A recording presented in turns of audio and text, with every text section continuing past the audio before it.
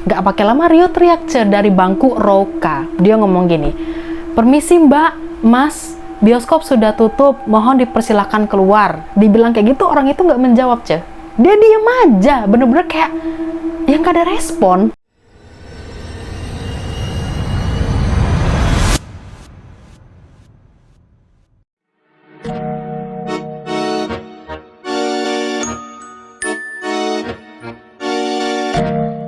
Halo ketemu lagi kita. Apa kabar kalian? Sehat kan? Oke jadi di video kali ini aku akan kembali membawakan sebuah cerita pengalaman horor dari warga Threads. Sebelum aku mulai, aku mau tanya sama kalian. Kalian suka nggak sih nonton film di bioskop? Kalau suka, kalian lebih seneng nonton film itu di waktu kapan? Di waktu siang hari kah, sore hari, malam hari, atau bahkan yang waktu tengah malam? Karena di video kali ini, aku mau menceritakan tentang sebuah pengalaman horor yang dialami oleh seorang petugas kebersihan bioskop pada saat bekerja di sebuah bioskop tua yang ada di kota X. Nah, pada saat dia ini sedang menjalankan pekerjaannya di saat semua studio sudah kosong, dia ini mengalami hal-hal mistis dan juga melihat ada penampakan yang sampai dia tuh sempat salah kira gitu sebelumnya. Jadi udah tanpa berlama-lama lagi, kalau kalian mau tahu gimana cerita lengkap dan juga kisah kengerian dari pengalaman petugas kebersihan di bioskop tua ini, stay tune dari kemana-mana. Kita langsung aja mulai ke videonya. Let's go.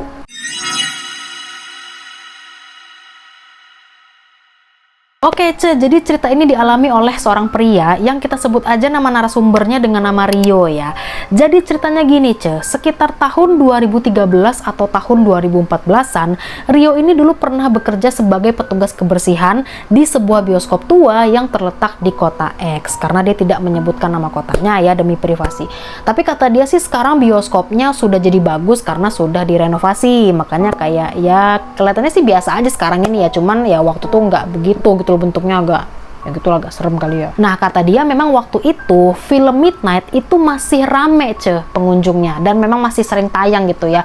Cuman kayaknya kalau sekarang udah agak jarang ya film tengah malam itu, yang sampai tengah malam itu kayaknya, iya nggak sih? Aku nggak begitu ngerti sih. Soalnya kalau aku nonton bioskop nggak pernah sampai tengah malam Jadi ya udah, intinya pokoknya waktu itu masih rame-ramenya orang nonton film yang ngambil jam midnight gitu ya. Nah, kata dia memang biasanya kalau film Midnight ini selesainya itu sekitar jam 1-an pagi gitu. Sebenarnya ya tugasnya Rio ini simple Jadi ketika orang-orang sudah selesai nonton, sudah keluar semua dari studio, si Rio ini masuk, terus dia bersihin lah tuh kan, dia sapu-sapuin dari atas sampai bawah, terus dia bersihin tuh noda-noda lengket yang ada aja lah, pokoknya noda-noda lengket gitu ya. Terus abis itu dia semprot lah parfum gitu di semua ruangan gitu. Dan waktu dia bersihin ruangan itu cuman 15 menit sampai semua lampu bioskop itu dimatikan total. Jadi 15 menit itu gimana caranya Rio sudah harus selesai. Kalau enggak, ya udah tuh dimatiin tuh lampu bioskop. Kalian bisa bayangin lah ya, kalau misalkan lagi bersih-bersih tiba-tiba lampu dimatiin kan kayak apa ya gelapnya ya kan. Kalau kita nonton aja dari layar, cahaya layar aja udah kayaknya waduh, kadang salah duduk tempat gitu kan, apalagi ini kalau gelap gulita gimana gitu kan, kebayang lah gitu ya betapa seremnya gitu. Nah, di malam itu Rio ini diminta untuk membersihkan studio 3 yang kapasitas ruangan itu sekitar 200 orang, dan di studio itu mereka baru saja memutar sebuah film barat horor yang hits pada zaman itu. Bayangin aja lah sama kalian, udah tengah malam nontonnya horor ya kan. Bagus. Jadi begitu kredit title habis sudah muncul di layar, otomatis kan semua lampu bioskop langsung nyala gitu kan, dan penonton pada keluar semua. Ya udah, ketika sudah keluar semua, Rio pun langsung lah masuk ke bioskop. Dia bawa sapu sama kantong sampah. Sebenarnya kata dia sih hawanya ya biasa aja buat dia, karena dia udah terbiasa juga sih sebenarnya kerja tengah malam gitu kan. Ya pokoknya kata dia hawanya tuh kayak normal aja lah buat dia. Nah, pas dia masuk gitu,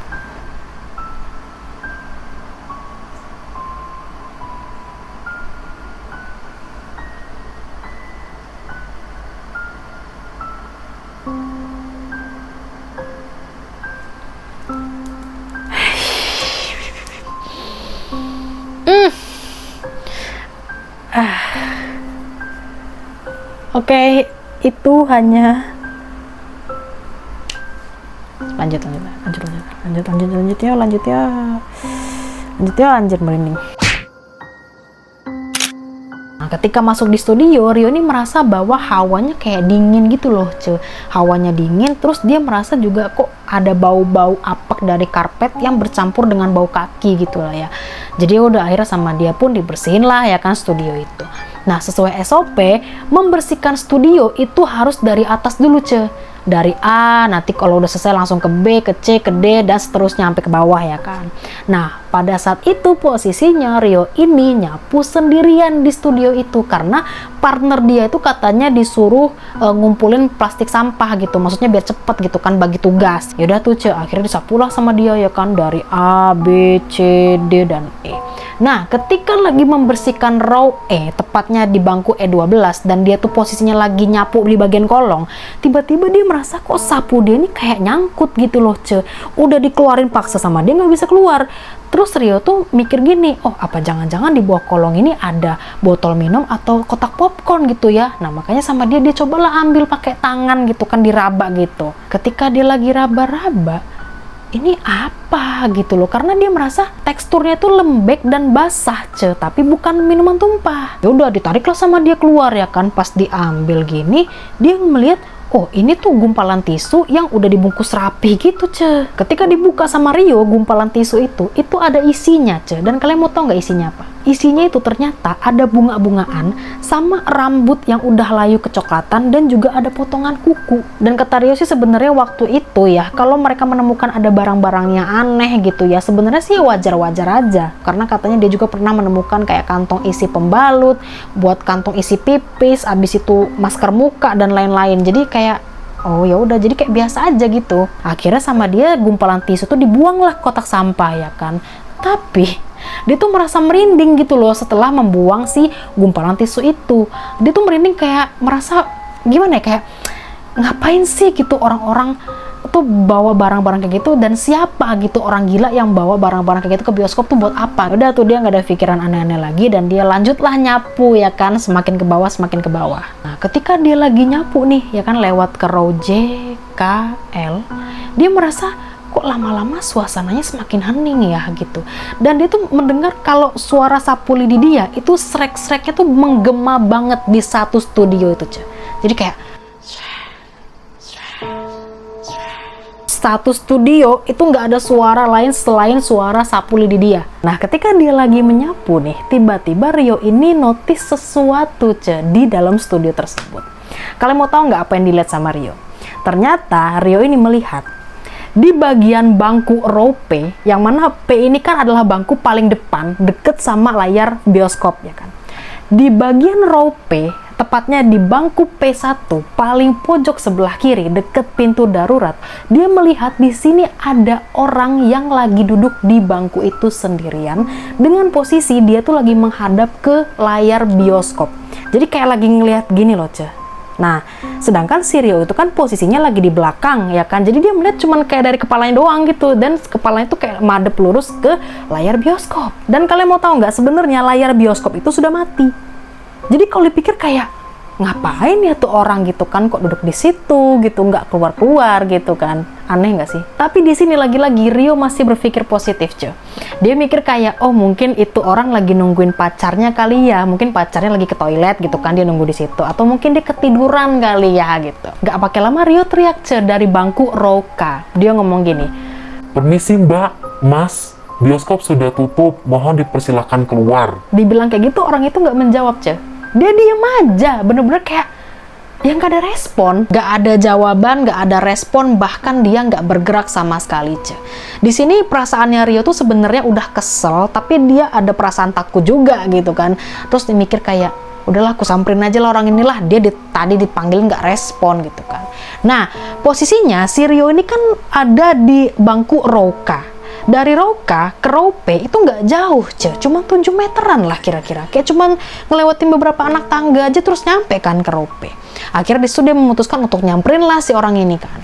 Dia samperin orang itu, dia berjalan dengan cepat sambil pandangannya itu nggak lepas dari si orang itu. Jadi pas dia turun tuh, dia sambil ngeliatin si sosok itu, diliatin terus sama dia kan. Nah, pas dia lagi turun ini, Rio ini melihat ciri-ciri orang tersebut itu sangat jelas, Jadi kata Rio ya, orang itu rambutnya hitam panjang, kusut, tapi menutupi sandaran kursi. Jadi rambutnya itu bukan di sini terus ini sandaran kursi, enggak Ce, tapi ini badan, ini sandaran kursi, terus rambutnya di luar gitu. Jadi nutupin si sandaran kursi kan. Terus kata dia, orang itu tuh pakai baju sweater gombrong dan warnanya itu gelap. Bener-bener jelas kayak orang, kata Rio. Makanya dia kayak ngapain gitu kan, tuh orang masih di situ gitu, bukannya keluar kan. Tapi di sini Ce, sayangnya aku nggak tahu sih ini dibilang sayangnya atau beruntungnya ya. Soalnya gini, ketika Rio lagi berjalan ya, yang mana pada saat itu dia sudah ada di posisi row N, 2 baris lagi nih udah mau nyampe row P, tiba-tiba dia melihat sosok itu bergerak Ce. Tapi bergeraknya bukan bangun, bukan bergeser, atau bahkan bukan kayak apalah nengok apa gimana tuh, enggak. Dia bergeraknya itu merosot ke bawah. Merosot. Rio di situ melihat dengan jelas orang itu merosot ke bawah. Jadi dia kayak amblas nembus ke si bangku bioskop itu. Gini nih ya, aku contohin aku ya. Contohin lah, mundur dikit lah nih ya. Nah, biar agak ini kan. Jadi gini kan lagi duduk nih dia, lagi duduk ya. Tiba-tiba si sosok itu amblas gini. Nah,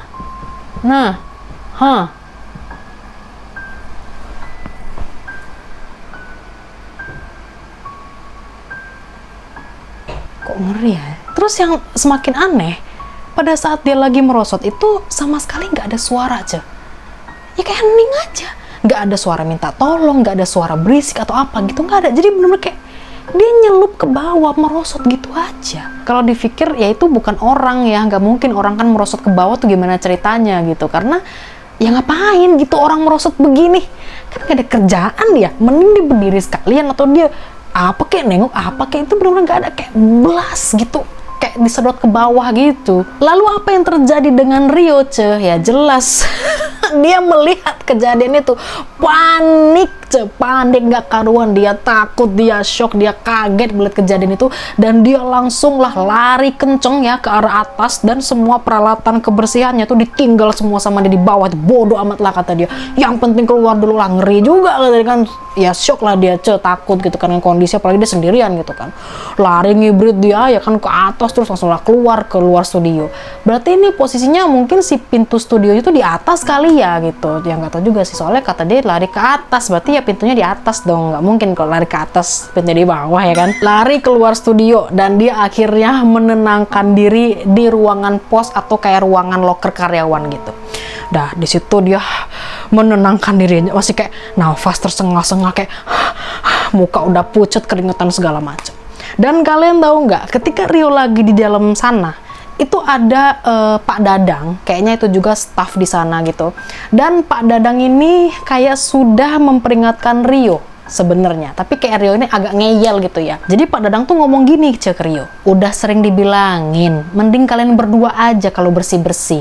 Kalian juga denger dari yang lain kan, pas bioskop ini dibangun, pondasinya tuh berada pas di atas tanah makam. Jadi ya memang Pak Dadang ini sudah beberapa kali gitu loh ngasih tahu si Rio kalau bersih-bersih itu jangan sendirian, kalian berdua lah gitu, biar ada yang saling jaga gitu. Cuman karena waktu itu posisinya Rio tuh mikirnya kan biar cepat selesai gitu ya, dibagi tugas gitu, jadi nggak numpuk di satu tempat. Malah ketemu lah sosok kayak gitu, jadi membuat Rio tuh kayak kayak Pak Dadang juga udah dibilangin ngeyel aja si ente gitu. Ya udah aja, ujung-ujungnya ya begitu. Cuman ya untuk tempatnya tidak dikasih tahu, karena katanya kalau dikasih tahu gitu kan tanpa menyebut nama tempat, orang tuh pasti udah bakal tahu dari ciri-cirinya atau dari beberapa hal gitu yang nggak bisa disebutkan. Jadi udahlah nggak usah disebutin lah Ce, buat apa ya kan, lagian juga tuh bioskop masih aktif. Udah kita cukup menikmati ceritanya aja, nggak usah dicari-cari ya kalian ya, nggak usah lah, itu nggak penting juga dicari-cari, ngapain lah udah. Oke Ce, itu dia tadi adalah cerita dari pengalamannya Rio sewaktu dia bekerja sebagai petugas kebersihan di sebuah bioskop tua. Gimana menurut kalian, apakah ceritanya seram? Seram lah Ce, kalian bayangin aja itu posisinya udah tengah malam, ditambah abis nyetel film horor pula, terus membersihkan ruangan studio cuma sendirian dan melihat kejadian yang sangat jelas kayak gitu, ya serem lah. Kalian bayangin aja lah kalau ada posisinya Rio gimana coba, ya mungkin nangis kejer gitu ya. Oke Ce, Udah segitu aja video hari ini. Terima kasih buat kalian semua sudah nonton video sampai selesai. Jangan lupa like, comment, dan subscribe, dan juga nyalakan lonceng notifikasinya biar kalian dapat update terbaru dari video-videoku. Dan jangan lupa untuk share juga kanjeng-kanjeng kalian supaya mereka tahu ada channelku di bumi ini. Dan kalau misalkan kalian punya cerita horor yang pengen diceritakan, boleh silakan komen aja di bawah, atau nanti akan aku taruh email ya. Kalian bisa kirim aja di situ. Kalian bisa berbagi cerita pengalaman kalian yang horor-horor yang seru-seru. Bagikan aja lah, nggak apa-apa, nanti akan aku baca. Oke, ya segitu aja video hari ini. Terima kasih dan kita ketemu lagi di next video. Bye bye. Kita lanjut besok aja. Gue takut anjir udah malam,